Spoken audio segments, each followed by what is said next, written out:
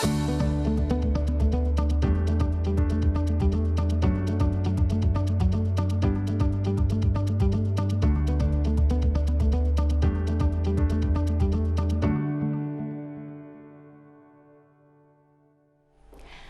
ден, почитувани, ова е најновата Телма Амбулант. Денеска ќе зборуваме за хероите кои не се на насловните страници, кои што даруваат коскена срцевина и спасуваат животи.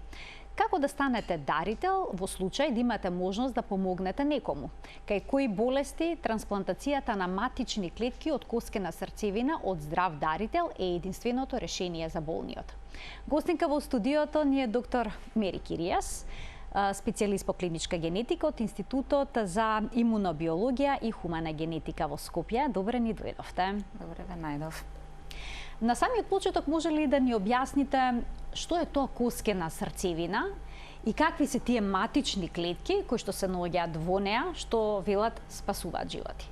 Така, коскена срцевина тоа е оној дел, така наречено спонгиозно или меко ткиво, што се наоѓа во внатрешноста на коските и кој што е многу значајно затоа што е место каде што се создаваат сите крвни клетки, тоа се еритроцити, леукоцити, тромбоцити, односно тука се наоѓаат нивните прекурзори и тука се создаваат секој ден илјадници клетки кои што си имаат нормална функција во организмот. Од што се создаваат тие клетки всушност? Крвни клетки, еритроцити, леукоцити, тромбоцити од матичните клетки? Да, тие се тие хематопоетски матични клетки кои што се наоѓаат во самата коскена срцевина. Со раѓањето таа е активна или создава постојано, тие клетки се делат и создаваат нови клетки во скоро сите коски во организмот, меѓутоа со возраста, значи кај возрастна индивидуа, активна хематопоеза, значи создавање на овие крвни клетки, имаме во плоснатите коски само. Тие се како карличната коска, стернумот, пршлените, ребрата, черепот, значи во тие коски имаме активна хематопоеза кај возрастна индивидуа.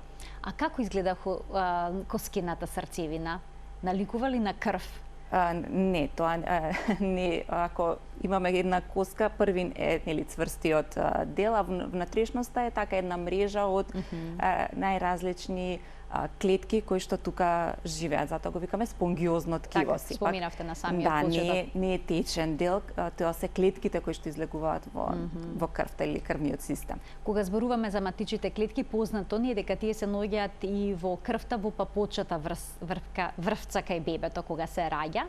Се работи ли за истите клетки? Па не баш, не се баш истите, затоа што тие се така наречени плурипотентни матични клетки, од кои што може да се создадат сите клеточни линии, а овие се хематопоетски, од кои што всушност се создаваат само крвните клетки. Значи има малце разлика во типот на клетките со нивна делба кои што може да се создадат. Тие се недиференцирани клетки кои што со понатамошни делби, влијание на други фактори, на други клетки, всушност се диференцираат во други строго диференцирани клетки со одредена функција. А кои се причините за оштетување на коскената срцевина? Да, тие можат да бидат бројни и има бројни состојби кои што се поврзуваат со оштетување. Може да имаме нефункционалност заради несоздавање на клетки како апластични анеми, значи кога не се создаваат ниту една од трите клеточни линии, значи еритроцити, леукоцити, тромбоцити, и ги имаме состојби како што се туморите, како леукемиите, каде што имаме неконтролиран раст на некои незрели клетки, всушност со тоа се дефектни се тие? Да. Наместо да созреат до нормална клетка, во нешто се пореметува претходно, имаме премногу клетки кои што не се нормални клетки и зафаќаат од нормалниот простор тоа место во коскената срцевина, кај што всушност треба да се создава нормалните клетки. И исто така има посебна група, болести кои што се имунонедостатоци. Тие се примарни имунонедостатоци, со раѓање на детето, каде што имаме некоја од леукоцитните линии, значи некои од брамбени клетки да се дефектни.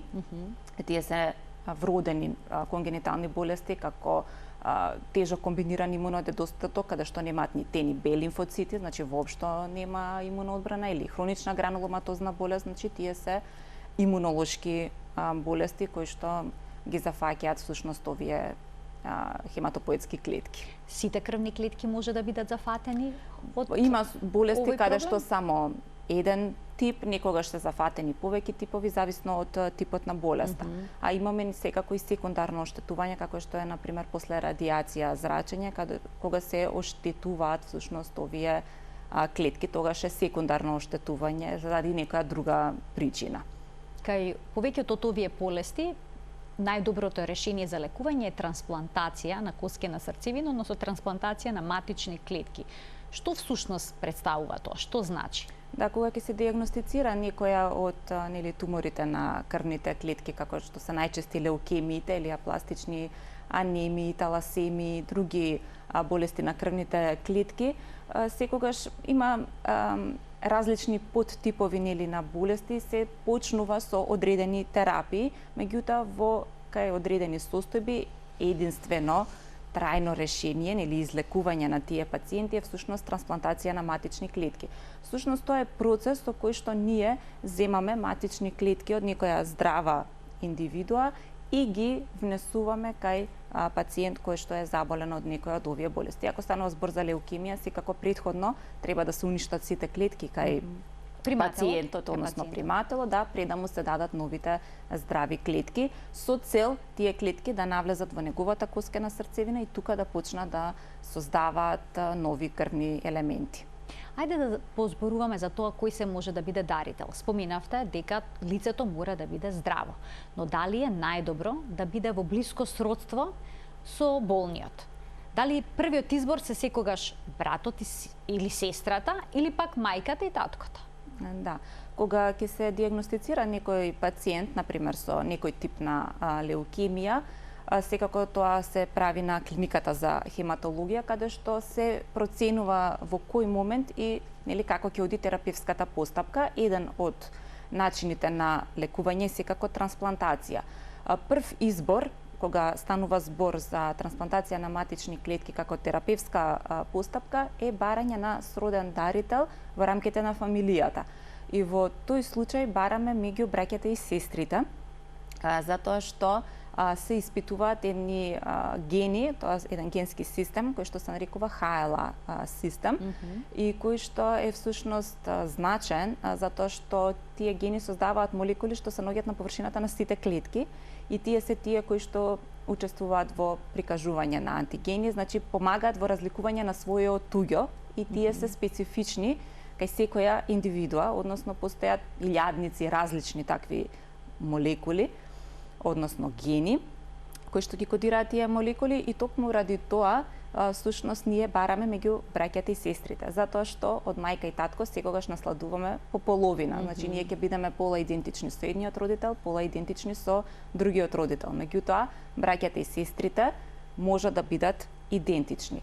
Е тоа можат, не се сите идентични, шансите да бидат идентични се отприлика околу 30% или велиме 1 во 4, заради тоа хаплотипско наследување, односно зависно која половина ќе се наследи од едниот и од другиот родител.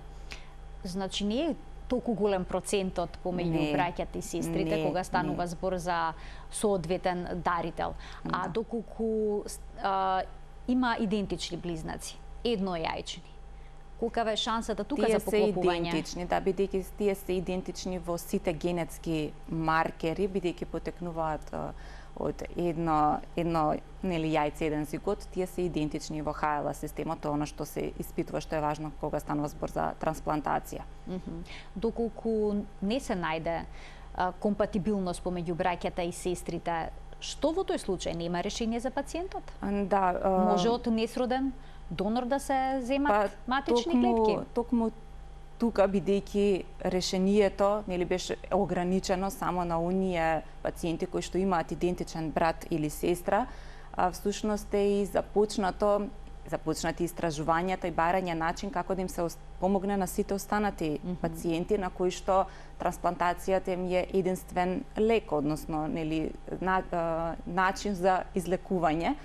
И тоа започна уште во 70-тите години на минатиот век како терапевска поставка да се прави трансплантација од несродни дарители со самото откривање на овие HLA гени, развивање на методите за нивно детектирање, всушност се овозможи да се почне и со вакви трансплантации и секако и создавањето на многу нови лекови кои што секако вршат имуносупресија и со тоа возможуваат да биде успешна трансплантацијата.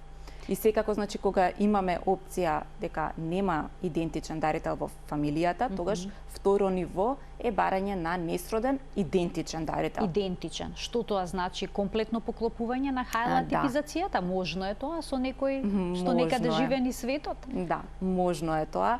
Обично во HLA системот има повеќе гени, оние што се важни за трансплантација се најважни, се 5, по 2 алели во секој, нели еден наследен од мајката, еден алел од таткото, имаме вкупно 10 алели што се испитуваат и обично кога велиме идентичен дарител, тоа значи 10 од 10, дека во сите тие се идентични и да, може да се најде во сосема друга земја негде далеко да имаме идентичен дарител во HLA системот, нели во овие алели, иако не се во крвно сродство, затоа се вика несроден дарител.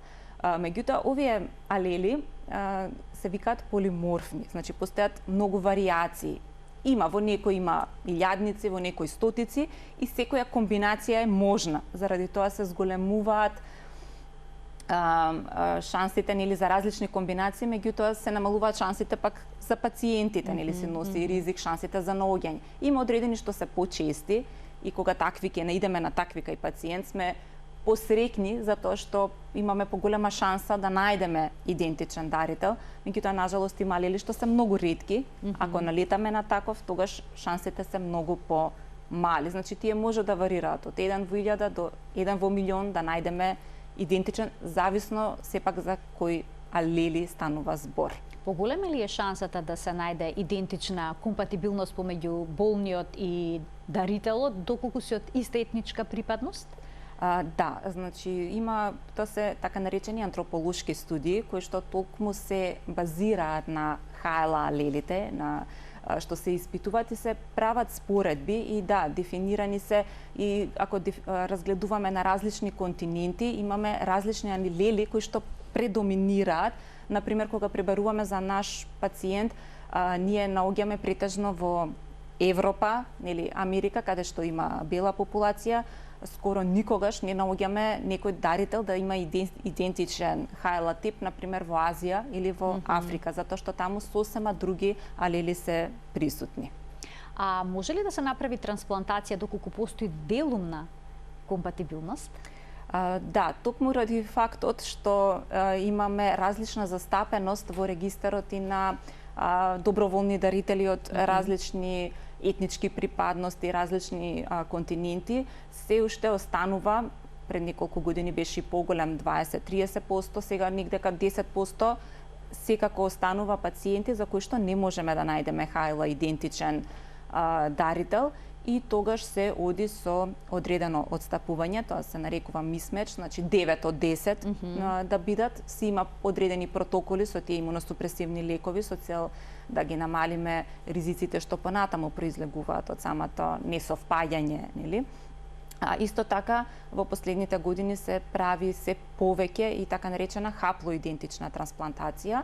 Што е тоа? Тоа е сродна трансплантација, значи браќа, сестри или родители кои што се полуидентични, значи пола од алелите им се идентични со пациентот и во последниве години има и подобар успех терапевски ради откривањето и на нови лекови и така, значи за пациенти за кои што предходните чекори сме ги исцрпиле и немаме соодветен дарител и тоа е доста ефикасна терапевска процедура. Колкав примерок од крв е потребен, односно каква крв, венска или пак може се земе крв од прстот за да се направи HLA типизација? Да, бидејќи ни се потребни клетки, најдобро е да биде венска крв, обично се доволни околу 3 мл, значи како за обична крвна анализа, нели? За која што всушност се прави ова генетска анализа за тој што сака да донира. Самото зачленување во регистерот, конкретно во Македонскиот дарителски регистер кој што функционира на нашиот институт, всушност подразбира пополнување на информирана согласност со основните податоци и земање на примерок крв. Од таа крв всушност се прави таа генетска анализа, ХЛА типизацијата. Ја правите на Институтот за имунобиологија и хумана генетика? Да. Кај вас? Кај нас се прави генетската анализа и веднаш тој резултат се внесува во посебен софтвер кој што ние за складирање на податоците шифрирано за сите дарители. И всушност кога имаме пациент, нели, испратен од клиниката за хематологија, на кој што е потребно да се направи трансплантација, кој што во фамилијата нема идентичен дарител, всушност ние пребаруваме со неговиот резултат во нашата база да провериме дали имаме некој дарител кој што ќе ги има истиот алели, истиот ХЛА тип. Значи, за ако некој сака да се зачлени, не му се земаат клетки, не се прави тогаш тоа, туку само како резултат останува во базата и достапен за пребарување за во момент кога ќе биде потребно за некој пациент. Тука ќе пуштиме еден блок реклами, а веднаш потоа продолжуваме со денешниот разговор. Почитувани, останете на Телма.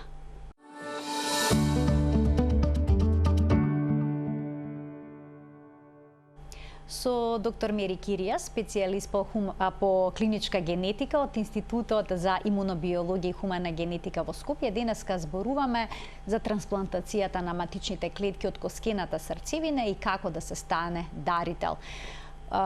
Регистарот за коскена срцевина во Македонија колку дарители брои, колку луѓе си имаат засега пријавено? Имате ли таков податок? Да, регистарот во рамките на нашиот институт функционира од 2010 година и имаме над 5000 доброволни дарители за членето.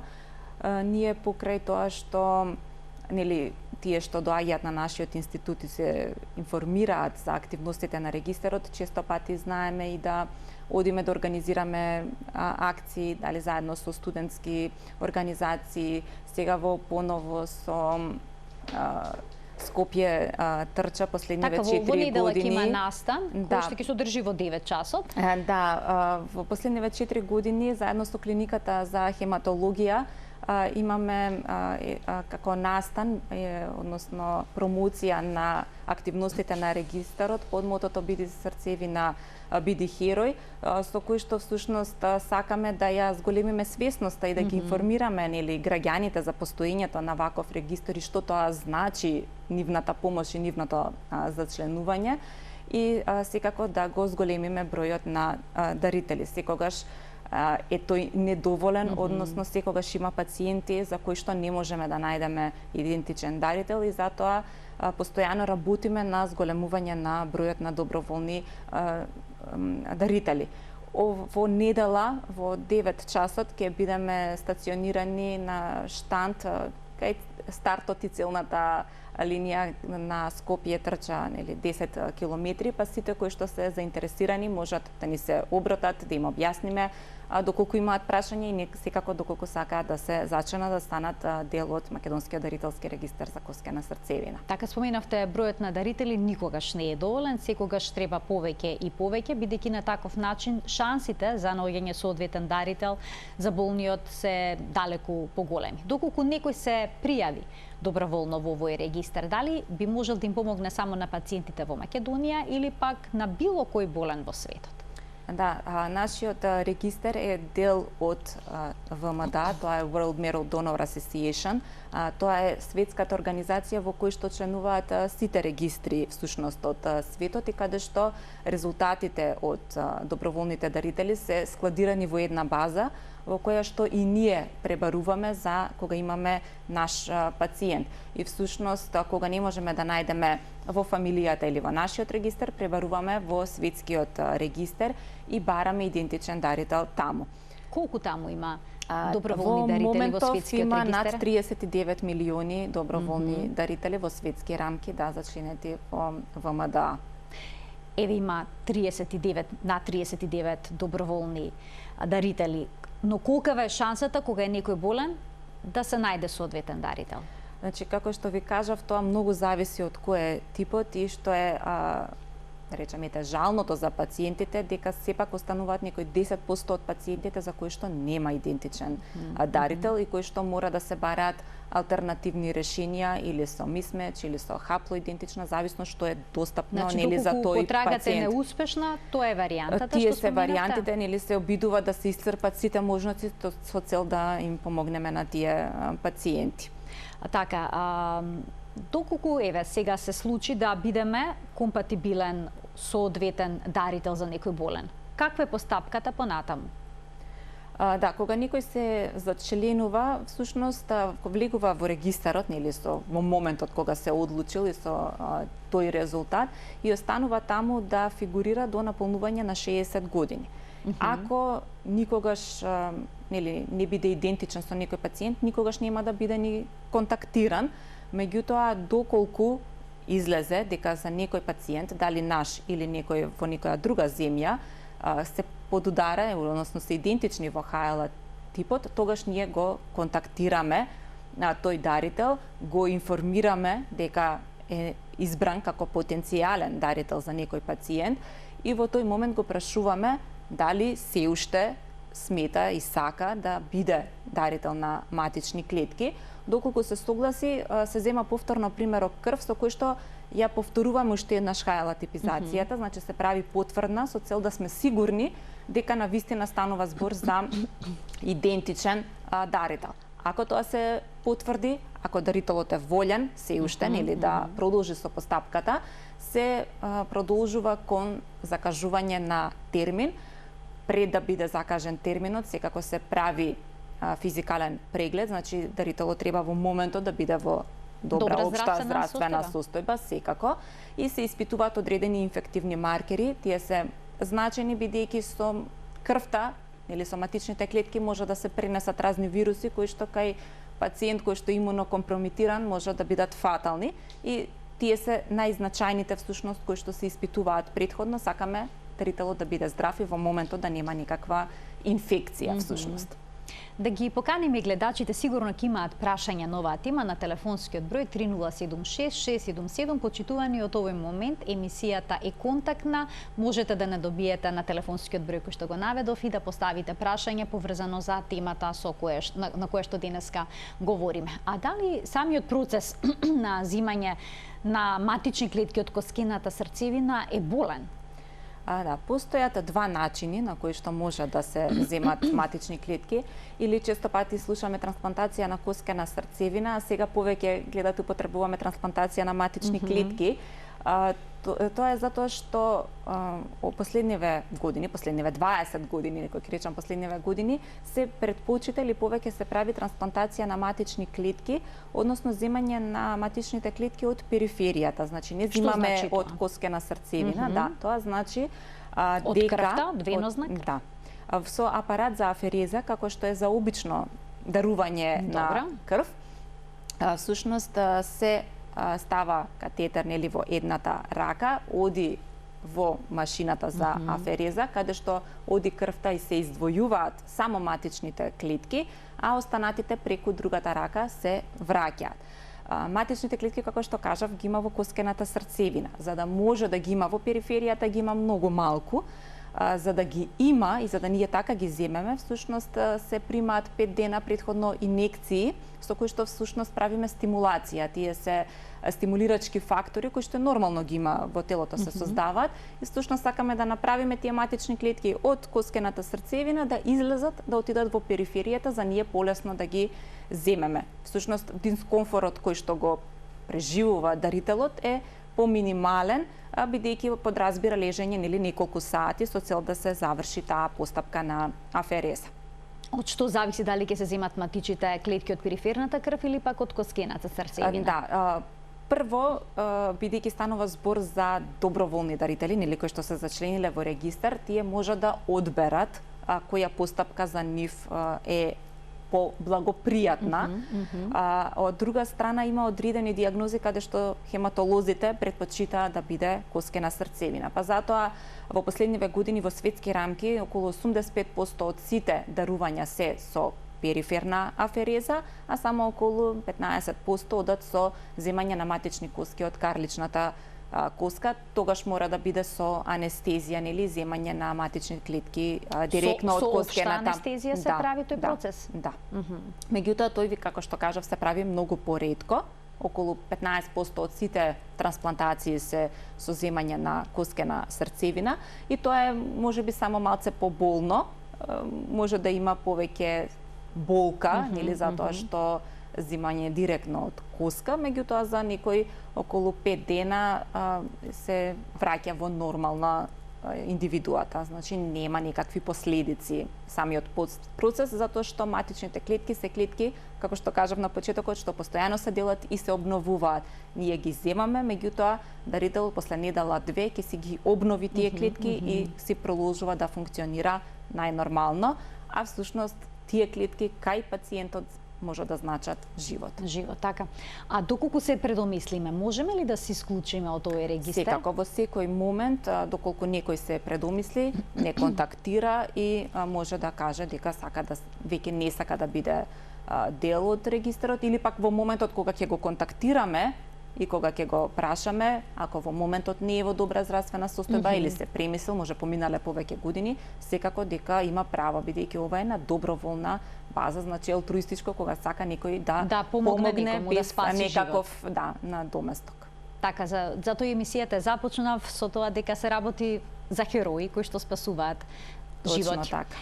Колку операции, односно трансплантации од несроден донор, односно дарител, се направени кај нас во Македонија? Да, првата е направена во 2018 година со земање на матични клетки од дарител од германскиот регистар и овие веќе 4 години се работи интензивно и имаме до сега направено околу 35 трансплантации на матични клетки од несроден дарител, во кој што регистарот посредува во тоа транспортот, обезбедување на клетките, а трансплантациите се вршат на клиниката за хематологија.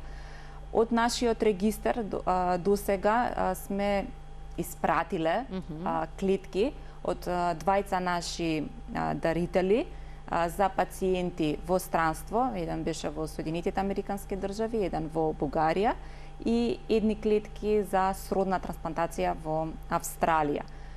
До сега не сме имале дарител наш за наш пациент, се надеваме дека наскоро и тоа ќе се случи. Тоа значи ка болните што примиле матични клетки од дарители, секогаш сте ги добиле клетките негде надвор од Македонија, така? Да, овие 35, да. Колка ве успешноста? Успешноста зависи од многу фактори и во принцип, кога станува збор за хематолошки болести, успешноста се мери во години и преживувањето и нашите резултати се во ист ранг со европските резултати. А каде има поголема успешност кога станува збор за трансплантација од несроден дарител или пак дарител кој што е во семено сродство со пациентот? Да, со новите терапевски лекови тие се многу блиски, меѓутоа секако дека прв избор има зошто е прв избор сроден дарител, затоа што помалку се разликите во останатите гени кои што може да направат проблем или мали несовпаѓања, некогаш може да направа да имаме, например, graft versus host disease, значи тие клетки да го нападнат домакинот или да имаме некое друго неуспешно енграфмент, односно прифаќање. Така што со новите терапевски лекови, следењето имуносупресија што се дава протоколи, всушност таа несродната и тоа преживување е многу блиску до сродната и затоа и всушност и се препорачува како терапевска процедура. А што се случува доколку има неуспешно прифаќање, како што споменавте пред малку? Можно е да се направи уште една трансплантација со матични клетки, во тој случај барате нов дарител? Да, има опција ако после некој период има некое отфрлање, некоја реакција, може да се побара од истиот дарител да се земат дополнително лимфоцитни инфузии, дополнително клетки, а доколку тоа не е можно, доколку имаме достапен друг дарител и тоа може да биде опција. Се зависи, значи тука е многу индивидуално, зависи што ни е достапно во моментот и во каква ситуација, колку е итна состојбата кај пациентот, така се реагира. Дали трансплантацијата на матични клетки од коскена срцевина се користи само кај болестите на крвта? Може ли да биде решение кај лица со мултиплекс склероза, кај деца со аутизам и слично? Како терапија, нели трансплантација на матични клетки, да, ја слушаме, ја читаме дека се употребува и за некои други состојби, меѓутоа во тие се уште така наречена експериментална фаза, односно или фаза на испитувања, клинички истражувања, со се уште не потврдени и стабилни резултати. Тука некогаш е со хематопоетски, некогаш е со матични клетки извадени од масното ткиво од истата индивидуа, значи има некои различни протоколи и тоа се болести каде што имаме и на самите болести влошувања, периоди на влошување, на подобрувања и многу е тешко да се процени колкава е вистинската терапевска ефикасност на трансплантацијата и затоа се уште генерално не е одобрена како терапевска процедура за овие диагнози, се уште се во фаза на клинички испитувања и некои други процедури, меѓутоа не е како стандардна терапија која што се употребува за овие диагнози. Ги советувате родителите да зачуваат матични клетки од крвта од папочата врвца на нивното бебе? Не. Зошто? Искрено, па повеќе причини. Најмногу затоа што она за кое што се кажуваше, нели тоа што во светот беше во фаза на испитување, се покажа дека нема толку добри резултати, се уште е во фаза на испитување, се уште сме далеку. Се моќни тие матични клетки. Се смета, меѓутоа се виде во праксата дека не е така едноставно тоа и дека да, тие инвитро може да се трансформираат, нели, диференцираат во различни типови на клетки, меѓутоа во вистинска терапевска смисла е ограничена и не секогаш и не дава така добри резултати како што се очекуваше. Се уште мислам дека сме далеку и уште сме во фаза на испитување за да видиме вистинска корист од нив. Така, но за сето ова што пред малку зборувавме, е докажано медицински дека има големи резултати. Да, и тука кога станува збор за хематолошките или малигни болести, ние не бараме од истиот човек најчесто. Нас не треба од некој друг кој што има здрави клетки за да му дадеме, нели, од здрав дарител на болен пациент.